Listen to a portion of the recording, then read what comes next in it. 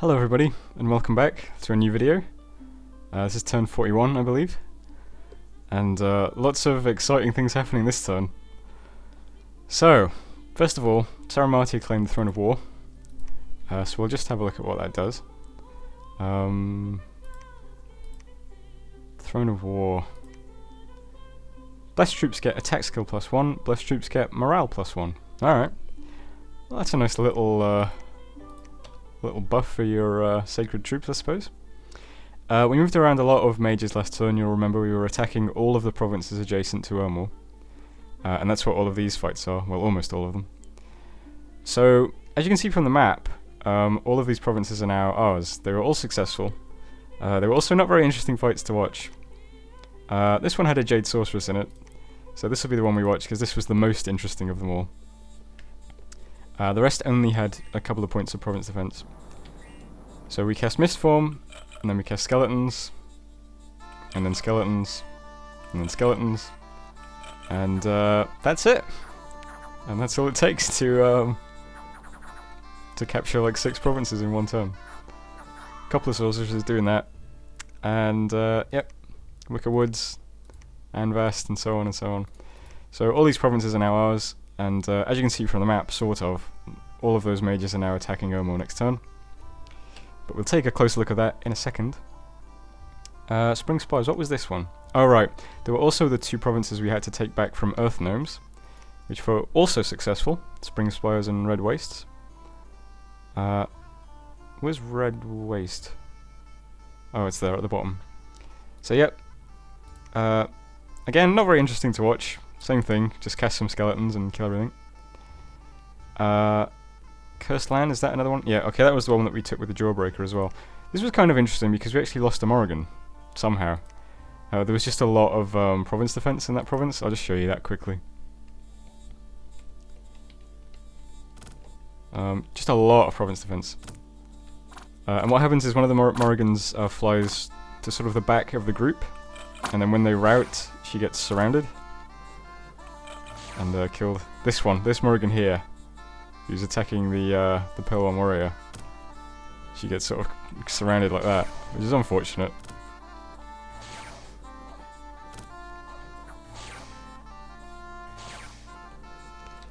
But other than that, we clean up quite nicely. So that's a nice gold swing for us. It's also lucky as well, because on this turn we also got attacked by Xibalba, with a huge army of Sacreds. And these Sacreds are terrifying. We've seen them before. So, just to remind you all what this army looks like. Yeah. Divine Blessing. Does he... Holy 3 then? I didn't realise he was Holy 3. I thought he was... Oh, he's the Prophet. Oh, that's interesting. Right, so he has 43 hit points currently. Okay. Undying. Okay. That's good to know then.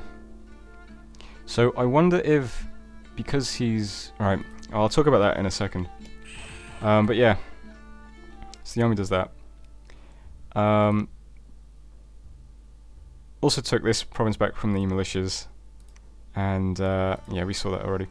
Then there were 4 events in Mictlan. This, I can only assume, is Xibalba casting some kind of ritual on us. A blight has struck the land. People are starving and begging in the streets. So this kills population, reduces gold, and increases unrest. And he casts it 4 times on us, which is not very nice. Mictlan is now currently at 88 unrest, and it's lost a lot of population and a lot of income. So it is not the great province that it once was, unfortunately. Which is why I said it was lucky that we took all those provinces last turn to sort of make up the difference. Unexpected event in Gilgad. Another great fertility festival. Maybe this is associated with the Throne of Gaia, in addition to the Earth attacks.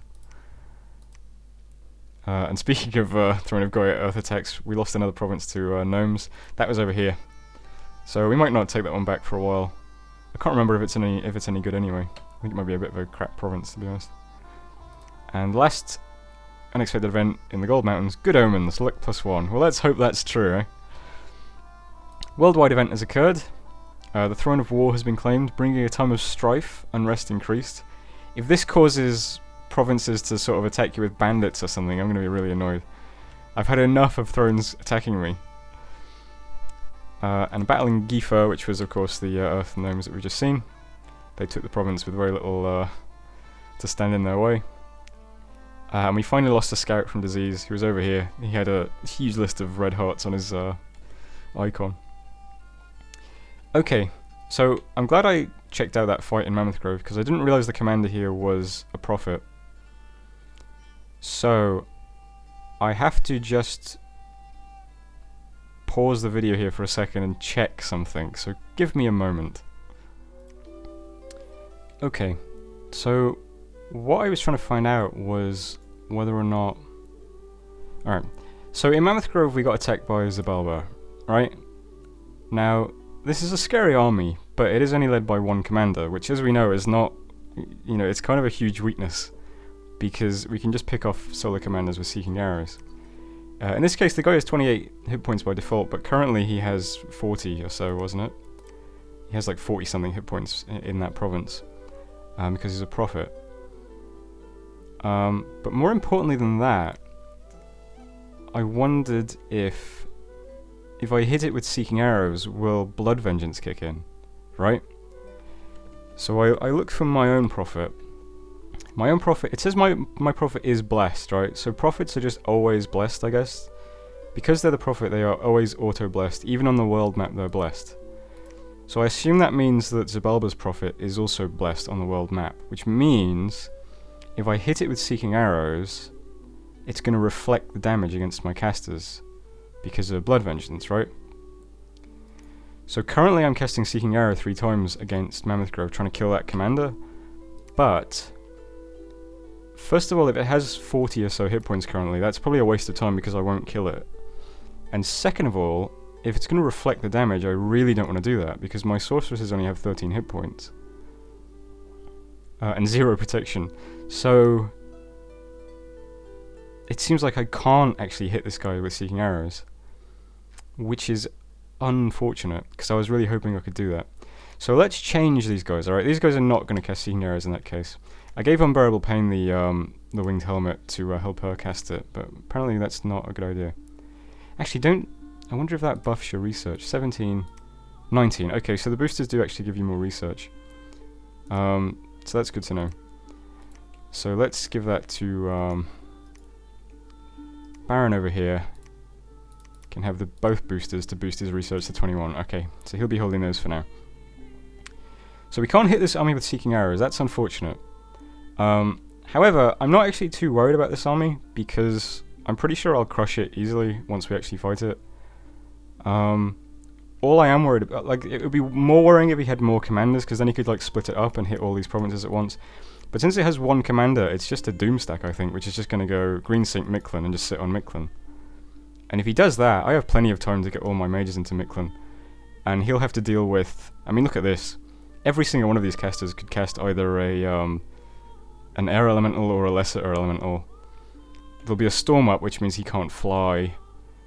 You know, all these units can be doing air elementals, skeleton spam. My pretender can cast Howl. I've got all these units moving as well. If he attacks Mictlan with one commander and just a bunch of blessed units, he's dead, I'm pretty sure. So this isn't really scary so much as just annoying. And it would have been really nice to be able to just pick off the commander and then cap all these provinces around his army and then kill the army and it would just rout to nowhere and just die instantly. But since we can't pick off the commander with Seeking Arrows, we can't do that, unfortunately. The other thing it would have been nice to do would be to just move a bunch of units to the Green Sink this turn. But I'm not confident about doing that because I can't actually get many sorceresses to the Green Sink. The units in Arsandius unfortunately can't move to Green Sink. You can't see my cursor on the screen, but at the moment I'm clicking Green Sink and it won't let me move there. And the reason for that is because Green Sink is a swamp, unfortunately. So the best I can do is move them to Balcoria. I don't know, it is kind of tempting though. Could I defend it with my pretender 4 sorceresses plus drilling, and like, how many is that? Like 15 Furbolg druids? I don't know. Let's play it safe. Let's just move everything to Mictlan. There is a secondary plan I have in action though, and that is that I'm cloud trapezing Precision Excision to Black Forest. Once he's in Black Forest, I'll give him the air booster again, and he can cast Wind Guide, which is the spell I was talking about last turn, and he can Wind Guide that Prophet away. It is size 4, unfortunately. I think that's what it was. Yeah, it's size 4, which means it's difficult to pick up, but we can try. If we Wind Guide that commander away while it's in the green sink, it becomes really, really easy for us to cap these 2 provinces to cut it off completely and then just kill it. What can he recruit in the green sink? He can't even recruit commanders in the green sink, so if it gets stuck in the green sink, that would be awesome.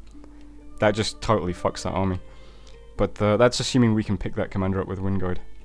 If we don't pick that commander up with Wind Guide, we'll just have to hold out until he sieges Mictlan, and once he sieges Mictlan, I'm pretty sure we win. We've got a few units in Mictlan currently, 50, but like I said, lots of air elementals. Lots of things we can spam with. So, while it is annoying that we're getting attacked by Xibalba now, I'm not too worried. I think more frustrating than anything is that he's completely crippled the income in Mictlan. It's now down to 108, which really sucks. But once we clear up the unrest, that might go back up slightly. Back over in Ermor, of course, we are attacking Ermor with all these mages next turn. I don't think we're going to siege the fort down very quickly. It is a castle. Defense 850. That sounds sick. I'm pretty sure Marvoni was a fortress, right? Fortress. That was defense 700. So this fortress is even better than the one in Marvoni. So we really need all these units to get over here. We do have a lot of eagles, fortunately, who get 10 bonus for sieging. So these units count as 10 units. We've got more eagles over here as well, of course. So we'll have lots of units sieging, but it's going to be a while before they actually get here, unfortunately. But next time we will be sieging Ermor with these units. I think there'll be enough to hold out. Once we've done that, we'll hand out some gems as well, just to make it really secure. Only other movements are... Let me just check. I am cloud trapezing into Black Forest, aren't I? Yep, Black Forest.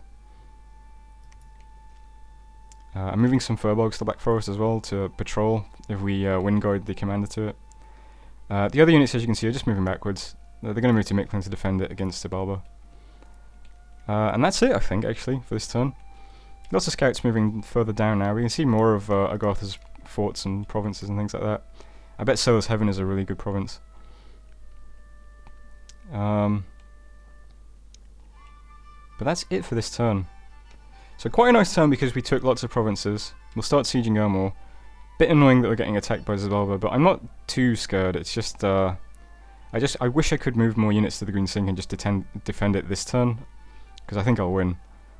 But failing that, we'll have to just defend Mictlan, and we'll see what happens next turn. Yeah, okay, I'll leave it there. And kind of wish that I hadn't gone for Mass Flight now, just to talk about research briefly. Mass Flight will be nice, I think it's a really good spell, but it would be so cool to have Living Clouds. Living Clouds. So for the cost of 2 air gems, an Air Forecaster can summon 4+ air elementals in one cast. That would be so fucking devastating. Yeah, but that's definitely our next target after Mass Flight. We've sunk so much research into Mass Flight now, we might as well get it. Only 2 more turns to go, and we'll have it. Okay, that's the end of this turn. And hopefully I haven't forgotten anything. And I'll see you on turn 42. Alright, this game is starting to get hard. Let's go through the messages, shall we? First of all, Precision Excision cast Cloud Trapeze. She's now over in Black Forest. We'll get to that though. Next, a Dire Portent. Somebody finally cast a global spell. This was Agartha casting Earthblood Deepwell, which is a it's a gem generating global. I'm not sure how many it generates. Let's just assume it's 20. I don't know. 20 Earth Gems a turn. So, yeah. So that's what I think this is what, like turn 43 or something, and that's the first global enchantment that's been cast, so that's quite interesting. Next there was a battle in Kunaral. We were attacked by Tin and Og. Doesn't look like many units on the map, does it? Looks like just a few furbolgs. Yeah. I'll just leave that up on the screen for a minute, let that soak in. So, this is a pretty gigantic army. 300 units. We have 15 She-Lords. These are pretty amazing spellcasters. We have 7 Tuatha Sorceresses, who are pretty amazing spellcasters. All of these mages seem to be air in nature. More little air mages. Some kind of hero. That's a really good hero. These guys are a lot like my units, aren't they? Tuatha Warriors, we've seen, these guys are like sacred versions of my guys. And the Furbolgs are exactly the same as our units. So, this is a pretty gigantic force, actually. So, as you can probably expect, the fortification at Kunaral has already been breached. So they can storm that next turn. Also a battle in Ermor. So, well, I'll watch the one in Kunaral first, why not? It's just them attacking province events, but we get to see the army in action. So, I went through all of these commanders to see if any of them had gems. They don't, which is odd to me. Maybe a scout is carrying them or something. A lot of them do have quite a few magic items, though. It'll take me a while to find them, I believe. This guy's got Precious. Don't think that means much. One thing to notice is how much precision a lot of these guys have. There's an enormous cauldron of broth. So Tin and Og has been doing a lot of forging, if I can... This guy has so many items. Winged helmet, bright mail habergeon, boots of the messenger, ring of regen, and a bag of winds. So this caster is obviously important. It's obviously going to do something, but it doesn't have any gems. So that's kind of strange to me. Like, I assume this is going to be like a Stormcaster or something, but I don't know. Another habergeon and some ring of regen. Robe of missile protection. Cauldron of the Elven Halls.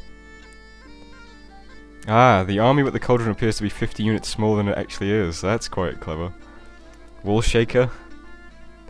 Casts Panic. And helps with sieges. Lots of forging. This guy's got a Wraith Sword. And a Greenstone Armor. And another Cauldron of the Elven Halls. So, got another one. So yeah, a lot of items. But no gems.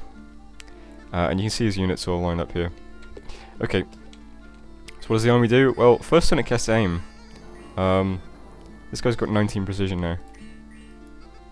25 precision on this guy, I guess. No? 25 precision, wow. Oh, it's because he's blessed. So,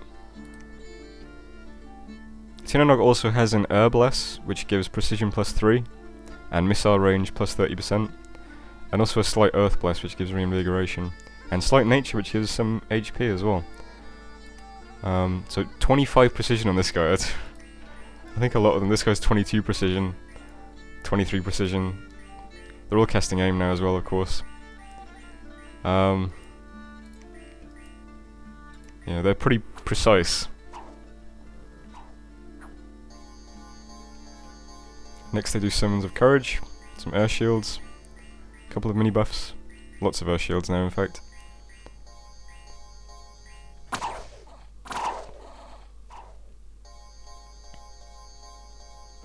And then we get a couple of Thunderstrikes. And then a lot of Phantasmal Warriors as well.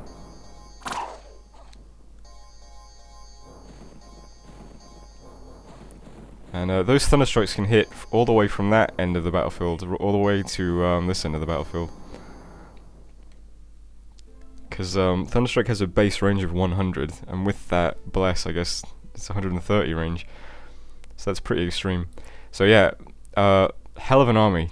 I don't think I can beat that with anything that I have nearby, because everything I have is down south. But we will try to defend against it anyway. Also a battle in Ermor. We just attacked Ermor. Nothing too interesting. It was just province defense. Nothing was patrolling or anything like that. So we now have all our troops sitting on Ermor. And we can actually move this army to provinces, so we'll have an actual sieging force in a moment. Unexpected events in Marverny. This is Zibalba again, I think, because he's blighting Marverny now instead of Mictlan. So he's unresting all my nice high-value capital provinces, which is frustrating. But Zibalba didn't actually attack us this turn. He's still sitting where he was, which is interesting. Unexpected event in Valadin. Fertility Festival. Growth +2, income +2. We've seen these before. I think they're part of the Throne of Gaia. Unexpected event in Pudria. It was just attacked randomly by a warrior mage and some troops, so they took it quite easily, which is unfortunate. An unexpected event in Silverham, another fertility festival. Unexpected event in Illidar, a Throne of Gaia attack. Illidar's over here.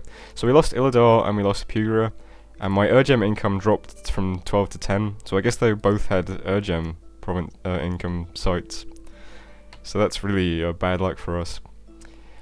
Unexpected event in Black Forest, another fertility festival. Fairy Forest, a cult of Gaia has gained a foothold among the people. So that decreased growth, but gave decreased dominion, but gave +2 growth. Event in Searing Sands, the summer heat has been distilled into 3 fire gems. Event in Rusty Badlands, there was a festival where a number of goats were sacrificed, which diminished my dominion, but it increased growth and increased the tax rate. Yeah. So the battles in Illidar and Pugria were the Earth Gnomes and the Warrior Mage guy. So we lost both of those provinces. We also saw an Ivy King attack Zibalba. So good on you, Ivy King. Thanks for doing that for us.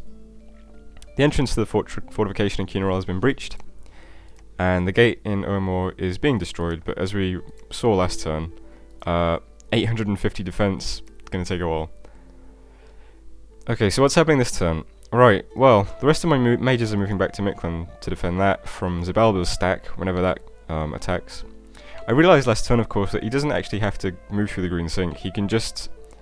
Because he has Silverwell and because all of his troops fly, I think he could just sit on Mictlan in one turn. Like, I think he could just go straight there. If he wants to do that. But all those mages are just going to sit in Mictlan to defend. I now have Precision Excision in Black Forest, so she could try casting Wind Guide on the commander if he does take one of these provinces, because that would be really funny and I'd like to see that. And down here, the question I had was, do I start pulling mages and troops back towards Fomoria now to defend, or do I just say, fuck it, it's too late now, let's just knock out Ermor and then think about defending Fomoria later? And I decided, yeah, I think I'm just going to take Ermor. That's probably a risk, leaving Fomoria with so few units to defend it, but we can make our way back if something terrible happens. I think I'll try and take Ermor quickly, and then maybe ask Agartha if he wants to make peace. Gotta get at least one enemy I fall back, because currently we're at war with Agartha, Zibalba, and Tina Nog, and that ain't gonna go well for me. But those are the army movements that are happening. I'm also gonna try and defend Keeneral, okay?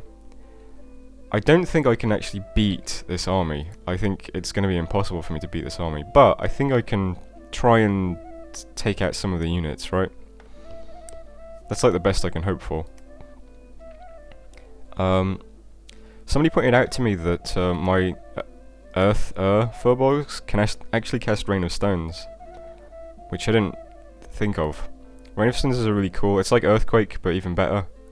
14 damage to the entire battlefield. Now, how could they cast that, you ask? Well, it was pointed out to me that they can use a gem to cast Summon Earth Power, right? Where is that? So Summon Earth Power is Earth 2, but they could use a gem to cast it, which would make them an Earth 2 caster. And then they'd use another gem to actually cast Rain of Stones. plus the gem that the spell requires. So if you give a Furbolg who's Earth 1, Air 1, 3 Earth gems, they can cast Summon Earth Power and then Rain of Stones. And that would have been great, because I could have had all the Furbolgs in Cunarol casting it. And that probably would have killed all my Furbolgs, but it also probably would have taken out a huge number of troops in this province, which would have been great. So that's a tactic that we need to be aware is available to us if we research evocations, but for now we don't have that luxury. So what are we doing instead? Okay. So currently all the Furbolgs in this province that can, if they have Earth or Nature Paths, they're either summoning Ogres or awakening Vinemen. I'm just doing that to have some chaff. There aren't any units in this province, remember. Like, nothing is in the garrison anymore. So everything that I summon this turn is going to be the units that are defending. So let's take a look.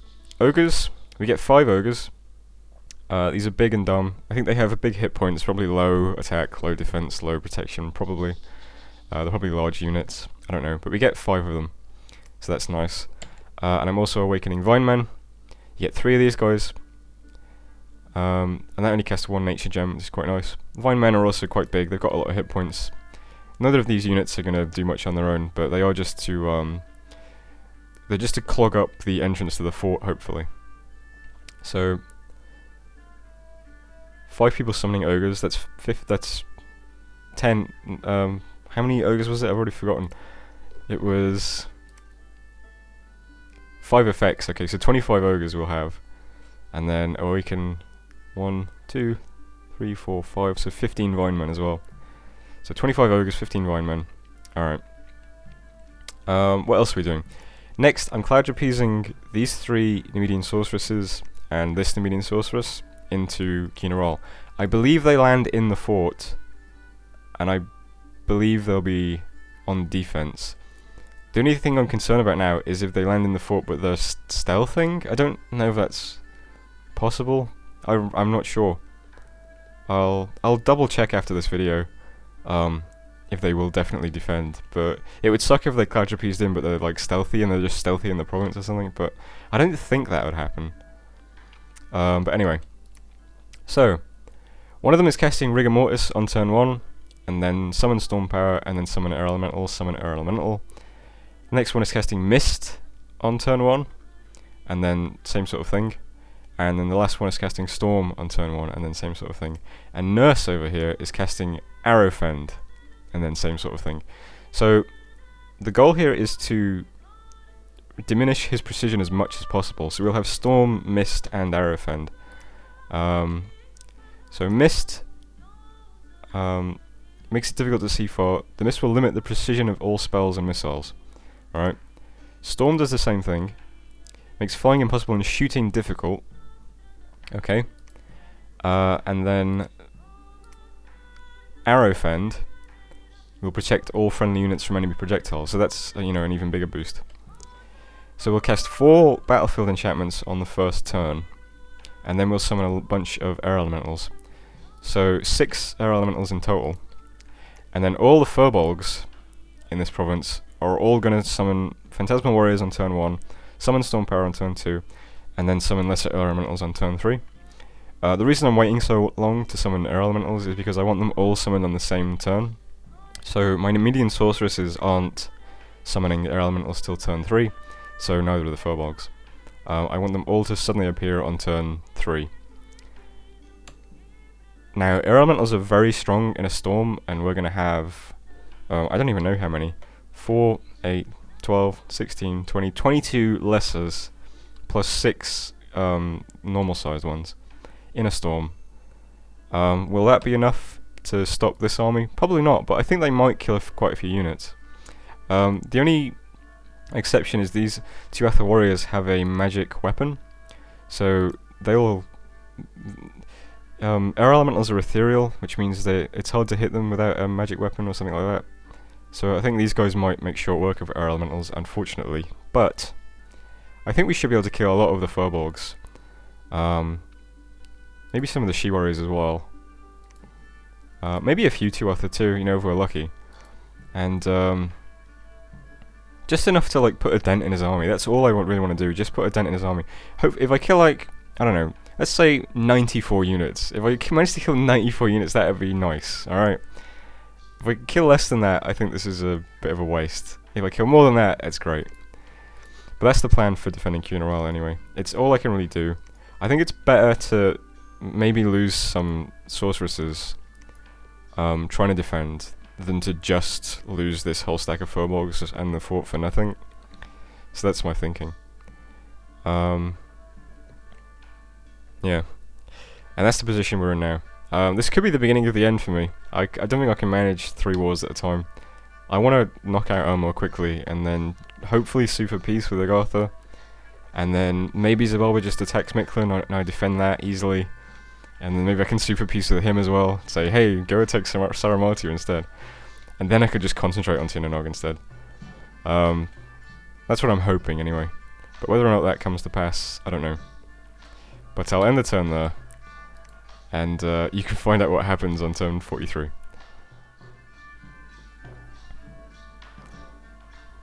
Hello, welcome back. Sort of lots of messages, mostly events though. First of all, research and enchantment was completed. So, we now have mass flight. This protects us against earthquakes for fighting Agartha. Not very useful for fighting versus Tin and Nog though, I suppose. Maybe this was a mistake going this far into enchantment, I don't know. We do also get this cool death spell that I noticed, Life After Death. This affects every unit on the battlefield, and it gives them a chance to come back to life as a soulless being and continue to fight whenever they're killed. Which might be a really nice buff to cast at the start of a fight, honestly. If you've got 100 troops, you know, if so many percentage of those guys come back from the dead when they die as soulless, it's a nice little boost, I suppose. Requires 400 fatigue and 4 death gems, so it's a pretty beefy spell. There's some other stuff here, but Ritual of Rebirth brings back a champion from the Hall of Fame, but we don't really have any of those yet. I think this is a ranged attack spell, yeah, Carrion Reanimation, ranged attack spell. So there's a couple of things here, but we were mostly going for mass flight to help protect us from earthquakes, but that's only really useful versus Agartha. So where to go now? Well, Evocation would be nice to get Rain of Stones now that I know that all of my Furbolgs could cast it. But that does require going all the way to 7. That would also give us Wrathful Skies, Perpetual Storm, Shimmering Fields. I know there's a lot of good stuff in Evocations. Wind of Death, what does that do? Right. So it looks like it does damage to things that are alive. I don't know, lots of good things there. I'm going to Conjuration for Living Clouds and Dance of the Morrigans. We're a lot closer to level 7 in Conjuration. But Dance of the Morrigans is level 8. Oh, I don't know. Living Clouds sounds so good though. 4 are elementals at once. I'm not sure. At the moment we only have 80 research per turn, so it's not a big deal. We can it's not like it's costing us much doing this. We can switch later, it won't really be a big deal. But that's where we are now anyway. Really claim the thrower. It might be the throne adjacent to my capital actually. So really I took this province a couple of turns ago, and I said, you can have the province, that's fine, but if you claim the throne or build a temple there, I'll shove you in a locker. Which at the time was a threat that I could have held to, but now I've just been, I don't know, I don't really have any troops up here anymore. So he's claimed the throne and built a temple, and there's not really much I can do about it. So, you know, the last thing I want to do is antagonize yet another player. So that's next to us, that's nice. We summoned a lot of crap, and there was a Dire Portent. Forever Pause on turn 3. Was this Beritos? I think this was Beritos, right? Has cast something. Some kind of... I'm not sure what this is. A kindling of fire that fell from the sun. Let's check what that is. Where am I looking? Global Enchantment. Eternal Pyre. Oh, okay. So this just generates fire gems, I think. I'm not entirely sure. And that is Beritos. So Beritos has a fire gem gen, and Agotha has the earth gem gen. So there's that too. Okay. We also got attacked in Inidra. This is a province over here adjacent to Marverni's capital. We just got attacked by 2 She-Lords. That's quite... He's got another one of these funny items that make the scouting reports wrong. He's got 2 of them, in fact. So we got attacked by 2 She-Lords just against some province defense in a little random province. We can see what they do. They buff themselves up. And then they fight. So very similar to what they were doing on turn 10. Yeah. So we lost Ainidro, which is over here, adjacent to Marverni. And then there was a battle in Cunaral, which we tried valiantly to defend. So how do you think that worked out? Here's his army again. And here's my little... First of all, we have all these units that we summoned. So the Ogres, not very impressive. And the Vine Men, also not very impressive. But, you know, we just needed some kind of chaff to stand in front. We've got Arrowfend, Rigor Mortis, Mist and Storm. Interestingly, he casts a Storm as well. And there are actually 2 Storms up, which is odd. And that does cripple his precision, actually. This goes, you know, 4 precision, 7 precision, another 7, 6. Unfortunately, there's just so many Thunderstrikers that it doesn't really matter. He still hits, like, everything. You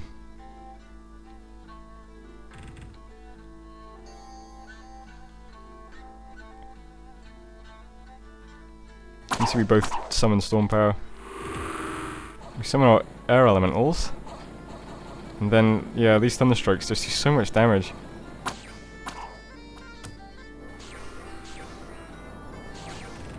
The AoE on them is just so large that even though they miss, they still like do so much damage around them. Our air elementals don't really last very long. It's a bit sad, actually.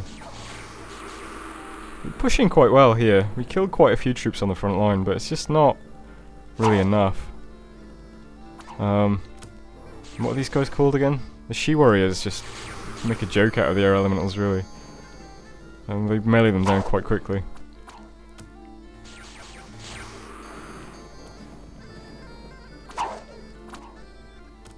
And by now my my mages have so much fatigue that they're not even really doing anything else. Maybe Rigor Mortis was a mistake? I don't know. But as you can tell, this does not go well from this point on. We lose pretty much, yeah, we lose every mage.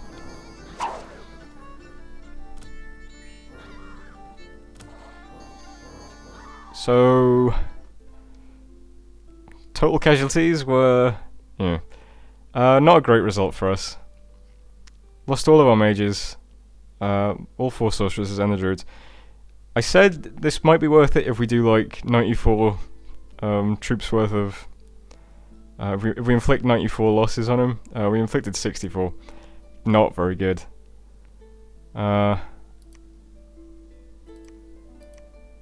Oh, it's the Chiwatha warriors that have the golden spear. They're the guys that find it really easy to kill the air elementals. Yeah, so we only killed 23 of the Chiwatha warriors. 23 of the Furbolgs. I don't know, it's just not a very good result at all, considering how much it cost us. I mean, we sunk, you know, 26 mages and all those gems into that fight. I wanted to take out, like ideally what I wanted to take out was like half of his army, but just not enough. And we lost the fortress at Cunaral. So that's a really bad result for us. It was really important for us that we inflict as much damage as possible there, because obviously he has a straight shot now to Fomoria, and I have nothing in Fomoria to defend it. He could quite easily take my capital now. So I might be pretty much out of the game from this point on, because it's really difficult for me to mount a defense against Tirnanog. And that's just poor planning on my part. You know, I did make a few comments in a few earlier videos that I felt like I was overextended down in this direction, the southeast, but it's not, you know, it's one thing to say that, it's quite another to then actually start, you know, making adjustments and trying to actually make sure that I have units to defend my my home territory. But I didn't do it, and this is the position I'm now in. If I'd have known that my furbolgs could cast Rain of Stones, I definitely would have prioritised that.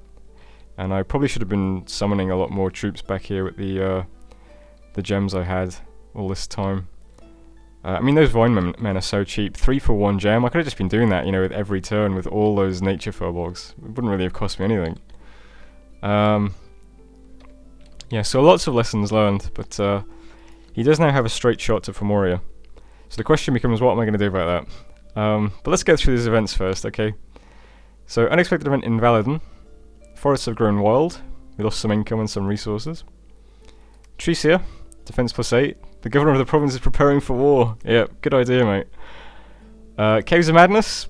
Leafbeard, the lumber construct, has joined you. Where's this guy? So, I named this guy Bespoke Dentures, which is probably the best name I've ever come up with. I don't know why, it just is.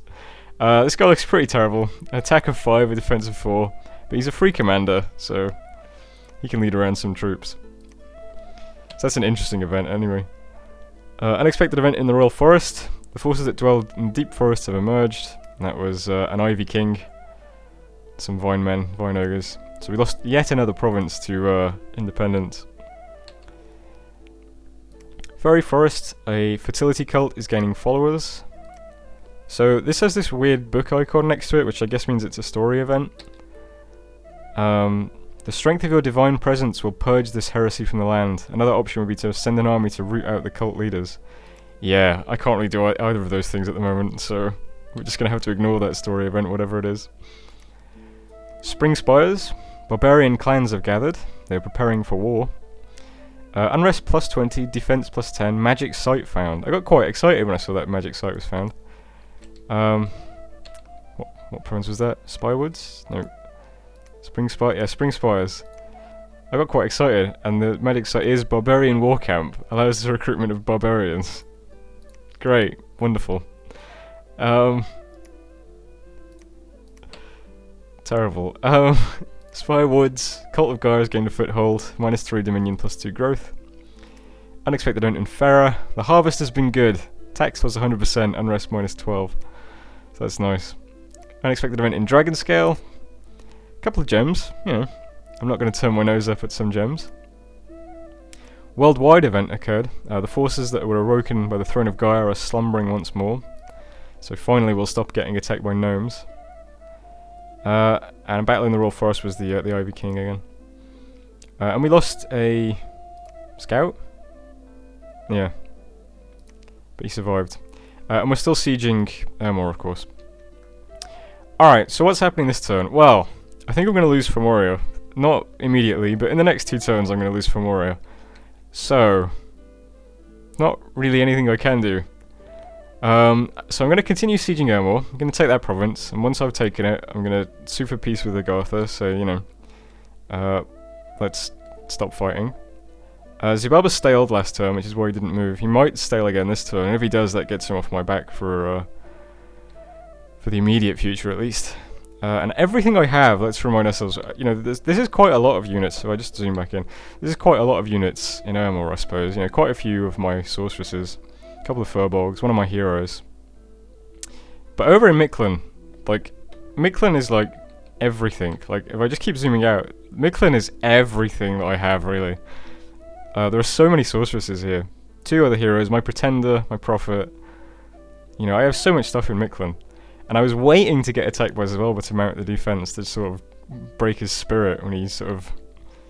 You know, because there's no way he would have beat me with that little army of just 1 mage and those troops. I would have crushed him. But the fact is we have to move these troops now away from Mictlan. We have to, you know, cut our losses. If Zubaba comes back, he's going to attack Mictlan, he can take it. We have to, you know, say, that's fine. This whole area is up for grabs, really. Everything in Mictlan is moving back. It's going to move to the Woods of Weeping. I'm going to move everything to the Woods of Weeping, and that's where I'm going to mount my retaliation. And from the Woods of Weeping, it's a straight shot to Tir na nog. 1, 2, 3 provinces. I think that's the best bet. There's not really anything else. You know, it's the same distance to Fomoria. When we get to the Woods of Weeping, or when we get to Ferret, either way, you know, we'll take in what's happening. It might be a better idea to try and move to Fomoria and catch his army. But either way, that's what we're doing. We're just moving all of this stuff up.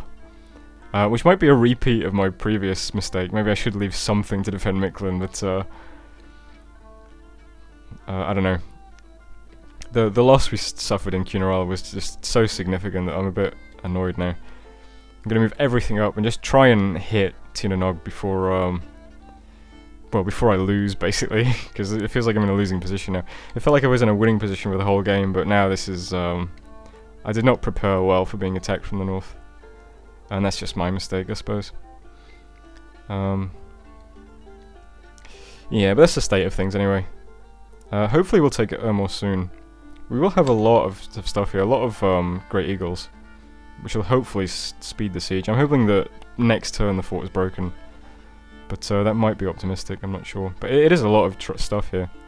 And once we take Ermor, we can immediately start marching that army back to Fomoria as well. So we're not out of the game by any stretch, but we are now in a much worse position than we were just a few turns ago. So that's a shame. Anyway, I'll end the turn there. And 17 commanders, I think that's all scouts. I haven't got the heart to move these scouts on to Tinanog, they really should. I just can't be bothered, I'm a bit demoralised. I'll start moving the scouts down towards Tinanog. They'll stay there just until I find out whether or not Agartha will make peace with me. He is fighting Saramartia, as we can see, so he should make peace with me. Unless he's given up already. But anyway, that's the end of the turn. And, yeah, we'll see how things wind down over the next couple of turns. Hello, another turn. Quite short though this time, the list of messages. So that's something. Okay, we summoned another Morrigan. We never really got up to any kind of big mass of Morrigans, unfortunately. Especially not after those first 10 or so that I summoned suicided themselves against the statue, but you know, we're still summoning them when we can. We've got a couple around. Tinanog attacked 2 more of our provinces, Spire Woods and Spring Spires. So Spire Woods is the route from Cunarall to Fomoria. He's heading straight for my capital, as well he might. And Spring Spires is this province that he took with the 2 horse guys. What are they called? She-Lords. So same army, we've seen it before. And same guys, we've seen those guys before. But these are the 2 provinces that he took. He could have very easily split up this big army and captured all of these provinces, but it looks like he's very single-minded. And of course I have nothing defending Fomoria, so it's going to fall instantly when he arrives, which is too bad for me. But there we go. Unexpected event in Valadon. An old man clad in green was seen wandering the woods, magic +1. An event in Black Forest, we found a magic site, a sacred grove, which produces 1 nature gem per turn, so that's quite nice for us. And in Silverham, the province has been attacked. Silverham is over here, and as you can see, it got attacked by quite a few units actually. So they took that province quite easily from our province defence. Worldwide event occurred. The time of strife that was brought upon the world by the throne of war has ended. So I guess that means we'll stop being attacked by these independents now. But it wasn't soon enough to stop us from losing Silverham, unfortunately. And the entrance to Ermor has actually been breached. So that's good. So this turn we're storming Ermor. We'll take that from Agartha, I think. I'll just quickly go through the... this is quite a large army. I didn't realise how big it was, actually, until I went through it all.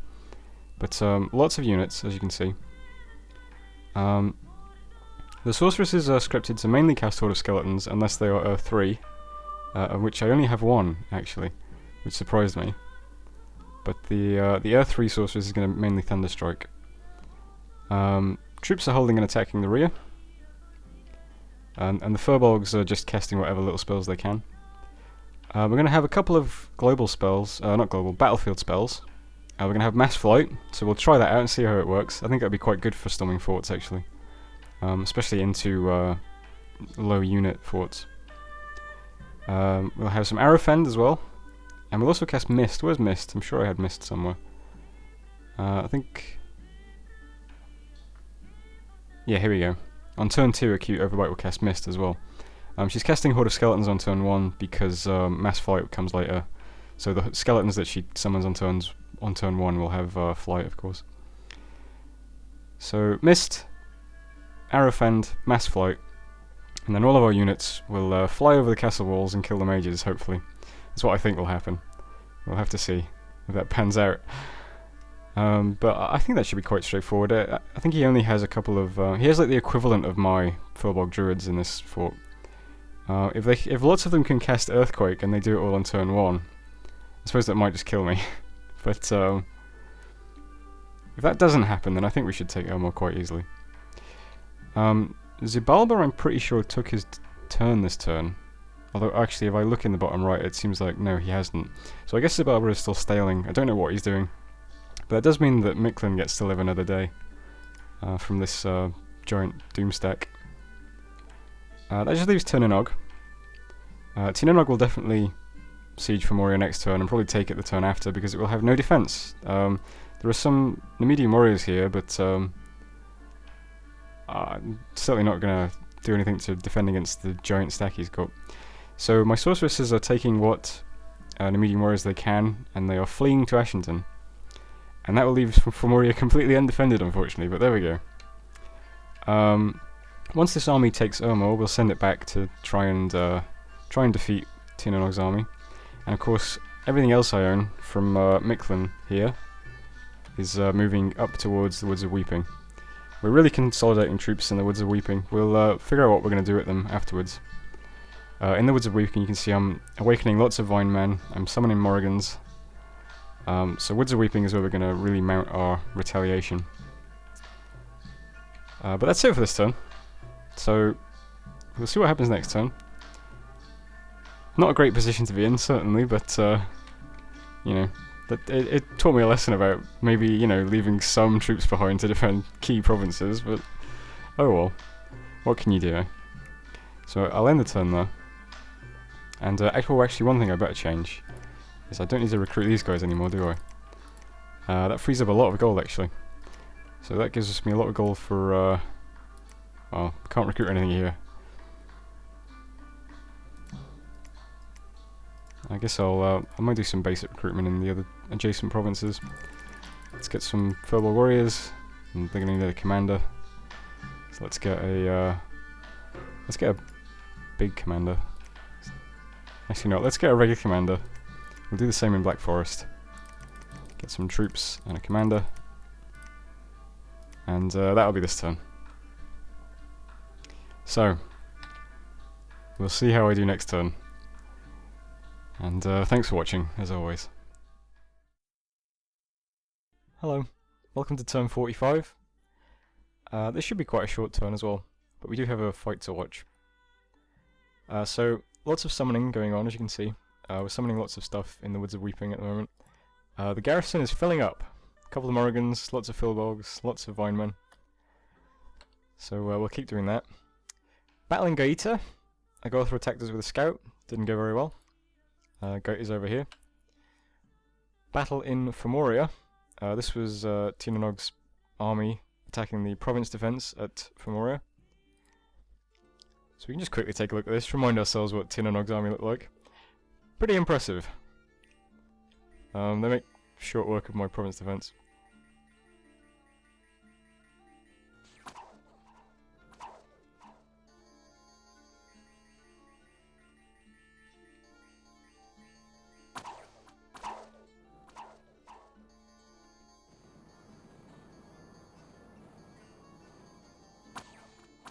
Yeah.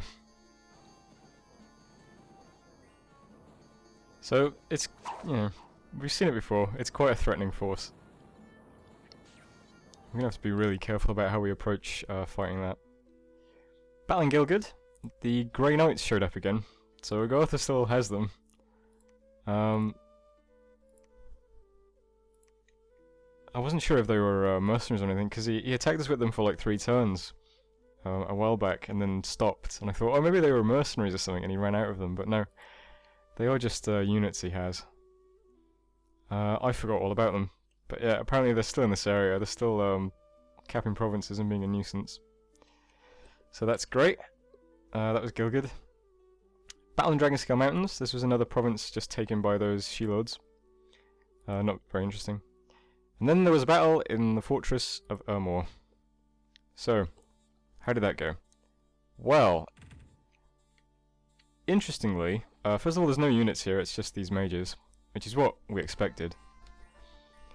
Apparently, the AI assumes that this force is so non-threatening that it doesn't actually spend any gems. So, none of my mages cast Mass Flight, none of them cast Arrow Fend, none of them cast Mist. They spend no gems on this fight. Which I'm a bit disappointed by, because I wanted to see Mass Flight in action. It's also a bit worrying as well, because if he had a mage here that had been able to cast Earthquake, I guess I wouldn't have cast Flight and wouldn't have protected myself against it. Which is a bit scary, actually. But we took the fortress with no real problems. We lost a couple of little units, but nothing too interesting. And you saw that my Great Eagles and my Morrigans, who could fly already, of course, they made short work of those mages. So Ermor is ours now. That gives us the Temple of the Shroud, 3 Fire Gems and 3 Astral Pearls per turn. Very nice gem income. I would have expected Ermor to give Death gem income, but apparently not. I guess that's only in later eras. We can also recruit some Jade Maidens and stuff here, which is odd, but okay. And Battle in Runia. We saw Saramatia attack Agartha. Wow, I hadn't actually opened this report yet. This looks bad for Saramatia. Let's check out what happened.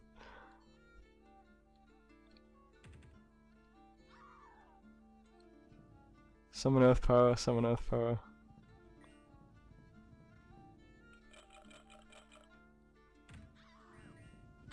Earthquakes. See, this is what I was worried might happen. To me. Apparently it happened to Saro. Does he do any more earthquakes, I wonder?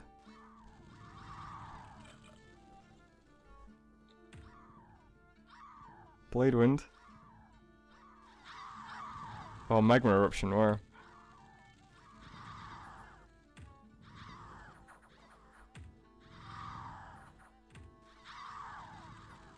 Wow, that's kind of brutal. Holy shit.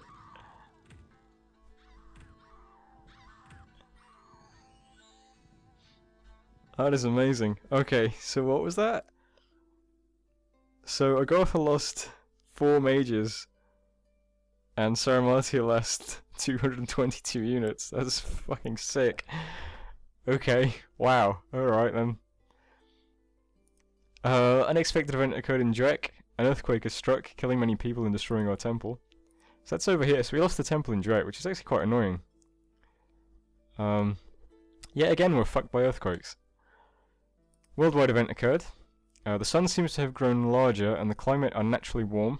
Unrest has increased worldwide. There's that climate change. Heat +1, unrest increased. We lost 2 scouts. And we're under siege in Fomoria, but interestingly, only our walls are damaged. He didn't break the fort in 1 turn, which is what I thought would happen. So we actually have 1 more turn to figure out what we're going to do, so that's quite nice. Okay, so what are we doing? First of all, everything I've got is going to end up in the Woods of Weeping next turn. Just to remind ourselves, there are a lot of commanders here. There are so many commanders here. Look at all of these commanders. This is a big mage force, but not a lot of good units. Most of the units that are going to end up here are all furbolgs.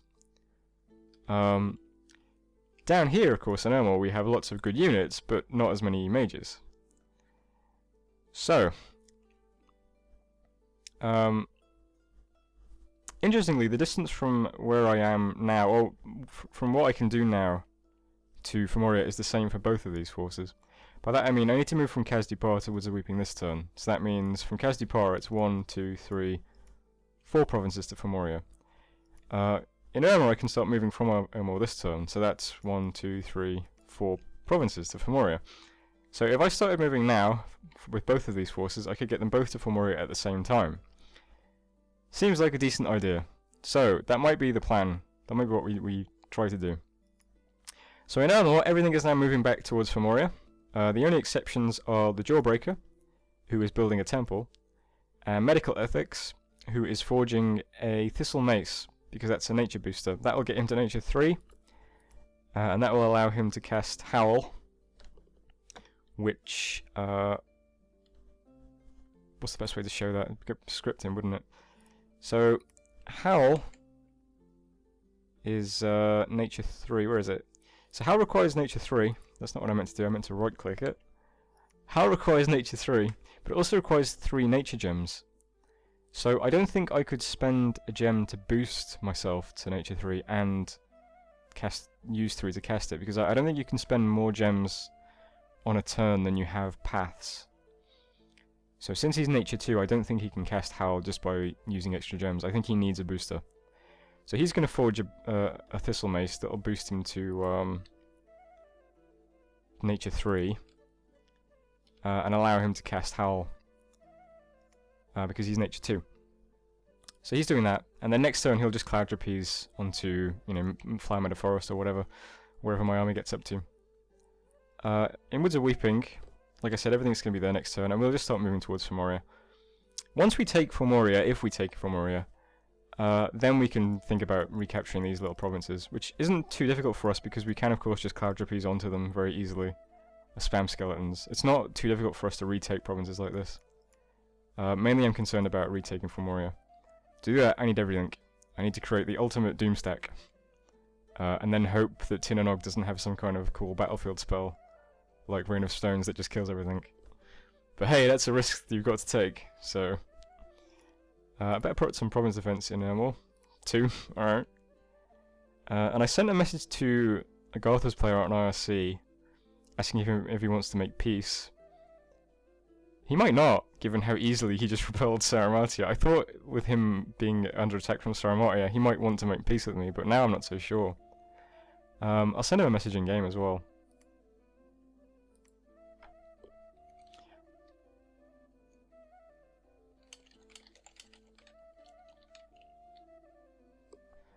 That will do.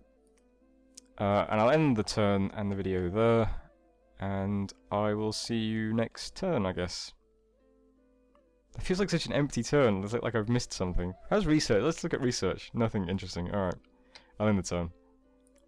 And I'll see you next turn, and in 4 turns, I'll see you at the Siege of Fomoria, hopefully. Yeah.